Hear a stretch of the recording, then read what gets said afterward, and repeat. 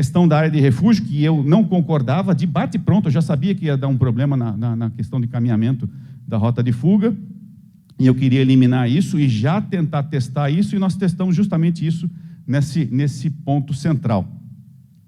Isso aqui é sendo modelado, o desenho sendo modelado, o local de incêndio no centro. A gente tinha que aproveitar o ar-condicionado, ou seja, fizeram um projeto que o ar-condicionado seria a estação de fumaça, e já tinha especificado lá a quantidade de vazão e tudo mais desse sistema, e a gente tinha que trabalhar com o que tinha, e não, a gente não pôde fazer melhoria, porque já estavam até comprando os ventiladores. Chegava assim no meio da modelagem e falava, compra ou não compra os ventiladores? Eu falei, compra, o máximo que pode acontecer, eu falo para você, olha, vai ter que colocar mais algum ventilador aí, vai ter que ter mais algum duto com mais algum ponto de extração. Então, foi trocar a roda do trem com o trem descarrilhando na descida, né, em movimento.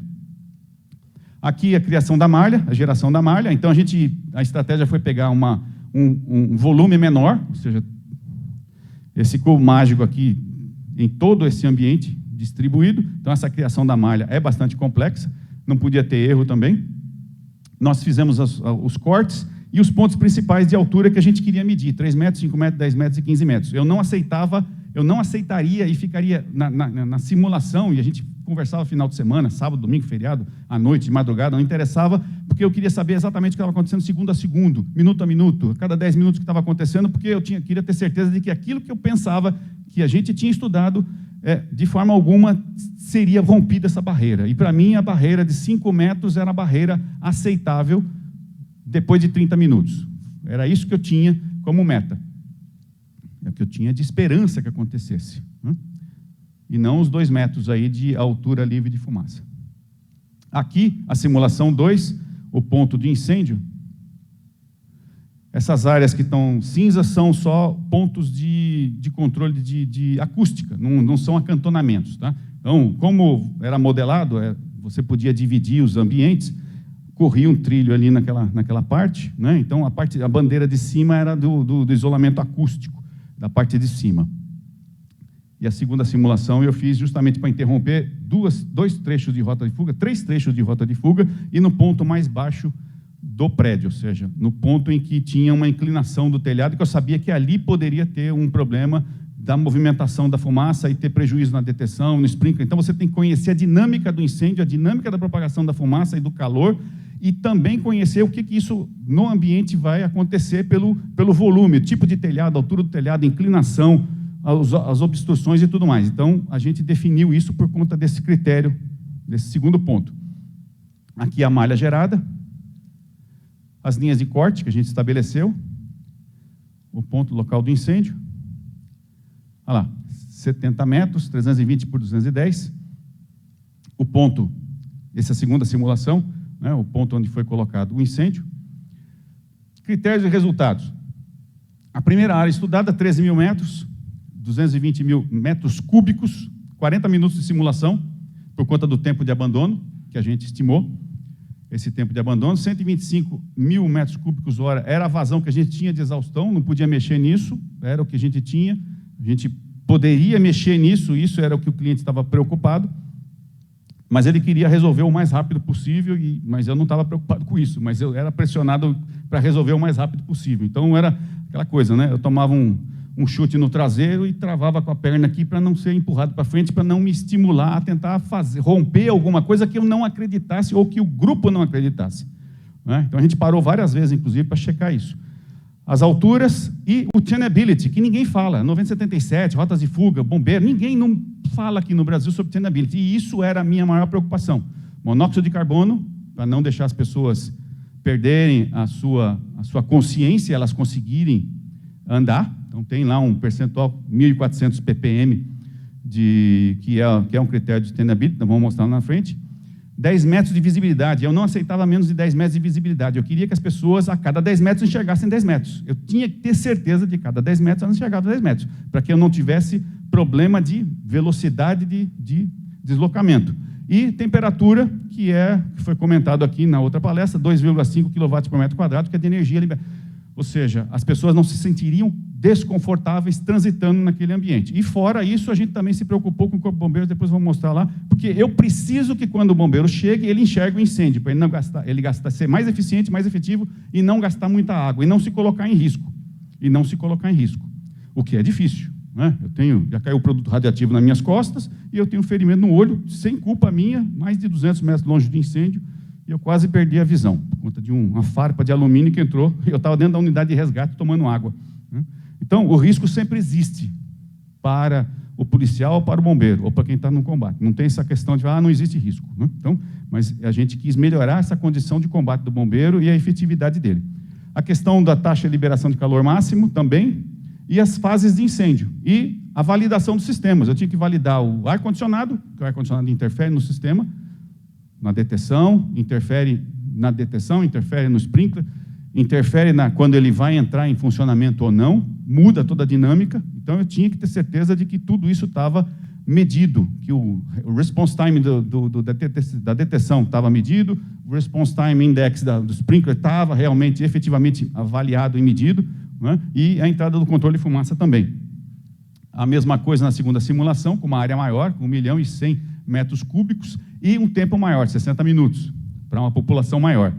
E o máximo 675 metros cúbicos por hora, que era a vazão máxima do sistema. O que a gente objetivava? Acantonamento.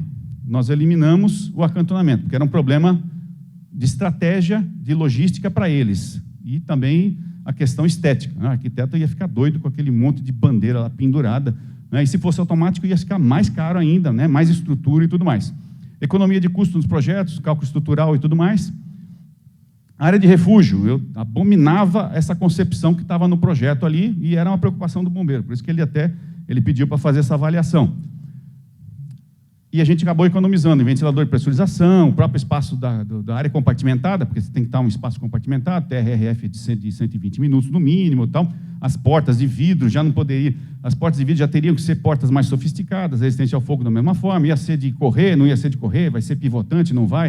É uma complexidade danada e ainda mais a questão de garantir gradiente de pressão, que não seria garantido de forma alguma. Então, eu já tinha essa concepção e a gente falou, não vamos colocar isso dentro da nossa simulação. A questão do performance do tenability, para dar garantia de rota de fuga, eu queria que as pessoas se sentissem confortáveis ainda com condição de visibilidade e com a temperatura não agredindo as pessoas. A camada de fumaça de 2,20 que tinha sido projetada, o conceito que a gente utilizou que seria no mínimo 6 metros. Eu não aceitaria menos que 6 metros de camada livre de fumaça. Ou seja, 6 metros aqui em cima, as pessoas estão vendo a sinalização, estão se orientando, e isso na pior situação, lá no tempo máximo, né? Não no começo do incêndio. A estrutura metálica a gente não pôde validar porque o cliente achou que não era um momento de se fazer isso, né? Demoraria muito mais, né? Então, aqui eu vou passar rapidamente, porque eu estou vendo que o tempo está correndo para caramba, não falei nada ainda, né? Mas vamos lá. A questão do estudo da movimentação da fumaça, a altura, a questão do tenability, os tempos de 40 e 60 minutos para cada simulação, a questão da concentração de monóxido de carbono, característica da fumaça, temperatura, tempo estimado do acionamento. Nós validamos, como eu falei, HVAC, sistema de detecção, sistema de sprinklers e tudo que pudesse prejudicar ou facilitar. A questão do estudo do flashover, que não era uma preocupação por conta da altura do prédio, não era uma preocupação, mas a gente também fazia essa validação, essa verificação. A questão da orientação, mudou inclusive a sinalização e posicionamento de iluminação de emergência, porque se a camada de fumaça fica numa determinada altura e a iluminação e a sinalização ficar acima disso, para que serviu a sinalização e iluminação de emergência? Que é o que a gente mais encontra aqui, né? Coloca a sinalização lá em cima, iluminação lá em cima, tá fácil, não serve para nada depois de 10, 15 minutos. As restrições, que vocês devem ter falado aí, a gente tem discutido muito esse ano no Instituto de Engenharia, deixa eu voltar, peraí, sorry, que é a questão de carros elétricos, porque a gente não tem ainda, de forma definitiva, o thermal runner, ou seja, a fuga térmica que acontece, as diferenças entre os veículos, vocês devem ter já passado por isso, mas só vou recapitular. os veículos hoje têm mais plástico do que qualquer outra coisa, aumentou bastante o potencial carga de incêndio, o bombeiro tem que revisar esse potencial carga de incêndio dos veículos para estacionamento, que é de alto risco e tudo mais e tal, mas a gente não tinha certeza ainda desses veículos que tinham maior energia, potencial de energia, o que aconteceria? Então, a gente restringiu. Então, dentro do estudo, a gente tem várias restrições, e essa é uma delas. Então, utilização de líquidos, população usuária, o limite de população usuária, questão de mudanças significativas de layout ou potencial de incêndio. Então, a gente tem vários e vários critérios, principalmente utilização de produtos certificados. Não adianta colocar um sistema de deteção e alarme de incêndio de sprinkler que não atende, não são certificados, não tem validação, né? Então, isso é extremamente importante, tem que funcionar, tem que ter certeza que existe um RTI, foi testado em laboratório, e porque eu estou colocando esse parâmetro dentro da minha medição. Então, tudo isso, né, tem que estar validado.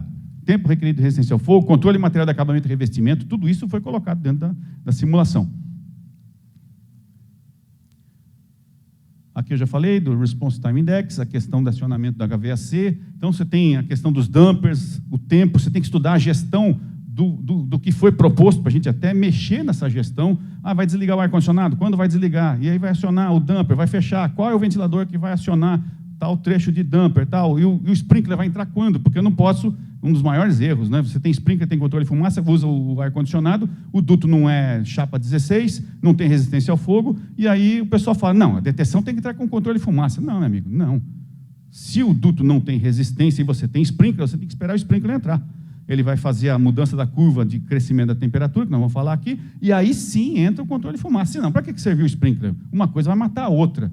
Então, esse é um dos grandes problemas. Ou vai atrasar demais a outra. E aí acabou a modelagem. Então, todo esse processo de gestão, inclusive do processo, a gente teve que passar para eles num relatório extenso. E a questão do tenability, que é muito caro para a gente. Vamos falar a respeito disso. Nós tivemos um tempo de crescimento de incêndio, que é o T², que é o incêndio fast, depois ele passou para médio, e por conta da legislação, então eu vou antecipar algumas coisas, porque eu estou vendo que faltam 10 minutos, eu tenho mais 30 horas para falar, mas, assim, a gente utilizou o máximo que o bombeiro exigiu. Então, nós também trabalhamos com um medo de, quando chegasse no bombeiro, o bombeiro não aceitasse que uma determinada taxa de liberação de calor, o bombeiro falou, peraí, você usou uma taxa menor do que o que está dentro da instrução técnica aqui, tal. Então, a gente mexeu e a gente agravou por conta do problema do time, do tempo, que a gente não poderia atrasar o cliente. Então, tem a questão estratégica, por isso que tem que ter um gestor que conhece a legislação. Eu ajudei a construir todos os critérios no bombeiro de comissão técnica, eu sei como é que são todos os critérios, então eu sabia, e a gente tinha consciência de que isso poderia ser uma barreira do limite. Se o bombeiro exige que tem que ser 8 megawatts de energia, eu vou ter que trabalhar com isso, apesar de que o máximo que a gente estaria trabalhando é em torno de 6, 6,5. Então, tudo isso também tem que fazer parte da gestão. Por isso que eu falo que é um trabalho que tem que ter um gestor, uma pessoa experiente, capacitada com vários outros profissionais e com especialistas na área de CFD. Não é feito por uma pessoa só.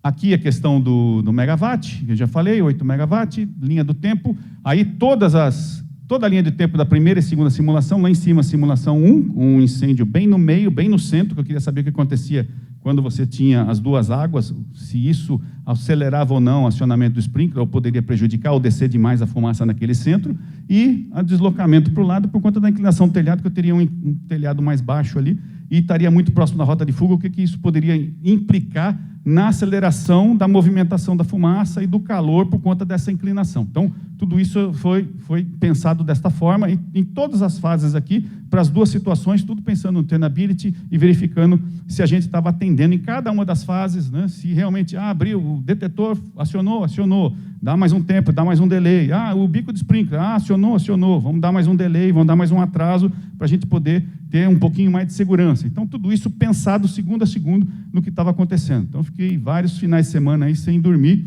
pensando e desenvolvendo e acompanhando a simulação. Verificação da temperatura externa, a verificação e a validação do ar-condicionado que eles tinham estabelecido, porque era importantíssimo isso. Essa parte central é a primeira simulação. As duas setas pretas aí são os pontos de dutos de extração na fachada sul. Então, nas façadas tem a fachada norte, que é a entrada, e a fachada sul, que é a saída. As outras setas são os pontos também para todo o ambiente de cada onde está acontecendo a extração. Os trechos vermelhos são os dutos e os ventiladores de extração. Aqui a face norte, a mesma coisa. Né? Quais são os pontos, que não é todo o ar-condicionado que vai funcionar, são só alguns trechos dos dutos que vão funcionar para fazer a extração. Referências que a gente utilizou, então, as normas brasileiras e algumas, tá? Porque se eu for citar todos aqui, dá umas 5 páginas de referências de estudos que a gente já tem desenvolvido, né? Nós já estudamos e desenvolvemos isso há mais de 7 anos, então a gente tem diversas literaturas aí. Aqui a questão do que o bombeiro exige, então nós seguimos essa concepção de tamanho de incêndio e para tentar alcançar os 8.000 kW, 8 megawatts, que é o que o bombeiro estabelece. Então, por questões estratégicas, porque eu ia trabalhar com um pouco menos. E só para mostrar mais ou menos que a gente usa incêndios testados laboratoriamente, ou seja, a gente tem que conhecer as curvas de crescimento dos diversos materiais carga incêndio. Então, se eu vou falar sobre carro elétrico, que a gente faz simulação de carro elétrico, eu tenho que saber qual é. É um carro com 100 kWh, é um carro com 200, é 500, 1.000, o que é? Que tipo de carro que é esse? Esse aí, se acontecer uma fuga térmica, quantas horas vai ficar queimando? Um incêndio em carro elétrico, como já devem ter ouvido falar, é impossível de ser apagado. É uma reação química que você não consegue apagar, deixa lá, e você só tem que mitigar, tentar diminuir a temperatura no entorno. Né? Aqui a gente também tem diversas características que a gente tem que estudar. Aqui, no caso, veículo, onde tem as curvas de crescimento com sprinkler ou não. A gente estudou também a questão de um veículo ou 2 veículos no cone calorímetro e o que acontece com esse tipo de incêndio. Está marcando aí 6 megawatts para 2 veículos e 3 e pouco, né, para um veículo só. Portanto, quando a gente chegou a 8 megawatts, que foi a pior situação que a gente entendeu que deveria ser estabelecido, né? O incêndio T quadrado, vou passar rapidamente, porque só para a gente mostrar que existe essa concepção, é uma concepção internacional de curva de crescimento de incêndio. A gente utilizou também a questão do tipo de combate que aconteceria, que seria o pior, que é um sprinkler shielded, ou seja, é o tipo de combate em que a água não vai conseguir atingir efetivamente todo, como acontece em veículo, não vai conseguir atingir lá a célula de bateria, ou não vai conseguir atingir o veículo por completo. Tá? Então, ele é protegido, é um tipo de combate a incêndio que é protegido. Ele faz a mitigação, ele diminui a curva de crescimento, mas ele não combate efetivamente o incêndio propriamente dito, ele diminui essa curva de crescimento. Então, a gente fez uma curva de crescimento rápida e que passou para médio. Então, lá em cima, né, você tem um tipo de crescimento, depois que ativa o sprinkler, você tem uma outra curva, que é menor, e depois aqui embaixo você tem, quando alcança os 8 megawatts, você mantém constante. Então, a gente foi bastante rigoroso com relação a isso. Essa é da segunda simulação, onde teve a ativação do sprinkler. Então, você tem o crescimento fast, depois para médio, e depois você tem lá a curva estável. Nós fizemos monitoramento dos bicos de sprinkler também. Aí você tem algumas informações, né, da estequiometria. Uma das formulazinhas que entram dentro de uma dessas célulazinhas, que são milhões e milhões e milhões de células, ela tem esse componente. Ela vai ter aí a questão do cálculo estequiométrico, que é extremamente importante, e com referências internacionais, todas com base com referências internacionais também. Sistema de detecção, a questão do RTI que a gente comentou, né? Qual era um detetor infrared, né? E você tem um conceito ali de resposta. A questão do tunability, 1.400 ppm, ou seja, partes por milhão, para você ter a incapacitação em 30 minutos. Nós trabalhamos com esse limite. O ser humano, foi comentado aqui, né? 2,5 kW por metro quadrado, para permanecer confortável para o ser humano se deslocar dentro desse ambiente de incêndio. A quantidade lá, 1.500 de monóxido de carbono, de HCN, 90 partes por milhão, e a questão da visibilidade, 10 metros. Né? Então, nós fomos bastante rigorosos e baixamos ainda de 1.500 para 1.400. E também a preocupação com a chegada do Corpo Bombeiro, ou seja, a gente garante que quando o bombeiro chegar, e quem conhece lá em São Paulo, esse local de evento fica do lado de uma unidade do Corpo Bombeiro, lá um posto de bombeiro. Certamente ele demora, se ele demorar muito, né, se ele tiver alguma atividade física lá, tal, né, e tiver que sair correndo ali para chegar no local, se ele não chegar em 10 minutos, é porque realmente tem que chamar a atenção do comandante do posto lá, né? O pessoal está dormindo, né? Dá para chegar rapidamente lá. E como a gente mediu 40 a 60 minutos, o bombeiro vai estar lá certamente, e nesse tempo ele consegue chegar, nesse tempo ele consegue se organizar, se orientar e consegue ainda observar o incêndio, o tamanho do incêndio e chegar para fazer o combate. Então, a gente também se preocupa com isso. A simulação é boa por causa disso. Não é só a questão de, abandona a pessoa, protege o patrimônio e tal. Não, eu tenho que dar garantia de que o bombeiro também vai entrar lá. Por isso que eu queria verificar a questão da estrutura metálica, para verificar se a estrutura estaria de pé para o bombeiro acessar. Mas tinha os critérios da legislação, tem sprinkler, diminui e tal, não precisava de proteção, tem controle de fumaça e tal. Então, pelos critérios de requisito da legislação, a gente acabou não fazendo o estudo para verificar se realmente a estrutura metálica lá, mas a gente teria condição de fazer isso, mas teria que apresentar no bombeiro e tal, e eles não quiseram. Então, isso aqui é alguns dos resultados para simulação, no caso de temperatura, o que a gente alcançou. Se a gente comparar com as alturas, vocês vão ver que está acima de 5 metros, acima de 6 metros, na pior situação, né, em termos de temperatura, né, pelas cores aí em cima, a questão de temperatura, 2.440 minutos. Monóxido de carbono, mais do que favorável. Visibilidade, prejudica um pouquinho nos 2.400, mas se alguém tiver ali nos 40 minutos é porque está morto. Ou alguém lá não deixou de fazer o combate, a tratativa de deslocamento da pessoa. A pessoa cadeirante, é um idoso, tal, você tem que ter um treinamento para você fazer a remoção da pessoa. Então, 40 minutos, mas mesmo assim não seria agressivo pelo monóxido. Perderia um pouco a visibilidade, mas ainda assim é possível sair desse ambiente, né, próximo do incêndio. Na simulação 2, a mesma coisa, reposicionando. Questão de temperatura, aqui a questão, numa outra visibilidade, no outro ângulo. Nós temos essas partições aqui em cima, quando eu comentei, são isolamentos acústicos. A questão do monóxido foi extremamente fácil para a gente. Nota, até contagem regressiva, 9, 8, 7, 6, 5, mas vamos lá.